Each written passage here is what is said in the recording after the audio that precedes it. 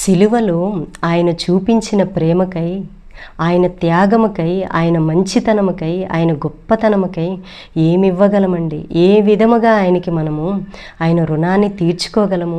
ఏ విధముగా ఆయనకి కృతజ్ఞతాస్థుతులు మనము చెల్లించగలము? మీకా భక్తుడు అంటున్నాడు, మీకా 6వ అధ్యాయం 6వ వచనం నుండి మనం గమనిస్తే, ఏమి తీసుకుని వచ్చి నేను యెహోవాను దర్శింతును?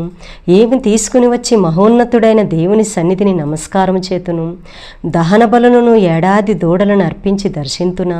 వేల కొలది పొట్టేళ్లను, వేలాది నదులంత విస్తార తైలమును ఆయనకు సంతోషము కలుగుజైన నా అతిక్రమములకై నా జ్యేష్ఠపుత్రునిత్తునా? నా పాప పరిహారమునకై నా గర్భఫలమునిత్తునా అంటున్నాడు.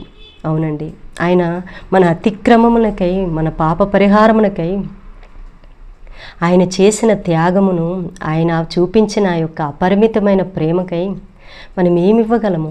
ఏమీ ఇవ్వలేమండి. భక్తుడు అంటున్నాడు, దావీదు భక్తుడు 116వ కీర్తన 9, 11, 12 వచనాలు మనం గమనిస్తే, సజీవుల దేశములో ప్రభువా నీ సన్నిధిలో నేను కాలము గడిపెదను అంటున్నాడు. ప్రభువా నీవు చేసిన ఉపకారములకే నేను ఏమివ్వగలను? నీవు నాకు ఇచ్చిన రక్షణ పాత్రను చేతపుచ్చుకొని నీ సన్నిధిలో నీ నామంలో ప్రార్థన చేసేదను ప్రభువా అంటున్నాడు.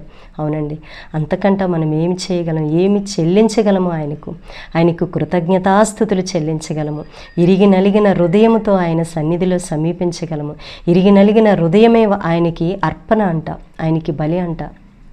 అవునండి, దావీదు భక్తుడు 103వ కీర్తనలో అంటాడు తన ప్రాణముతో, ఆయన చేసిన ఉపకారములు నేను ఎన్నడూ కూడా మరిచిపోను అంటున్నాడు.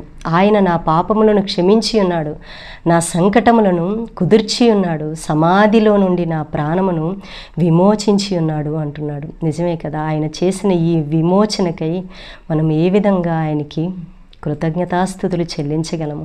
సజీవుల లెక్కలో ఉంచిన దేవునికి ఆయన స్తుతించగలము. అంతకంటే మనం ఏమి ఇవ్వగలమండి?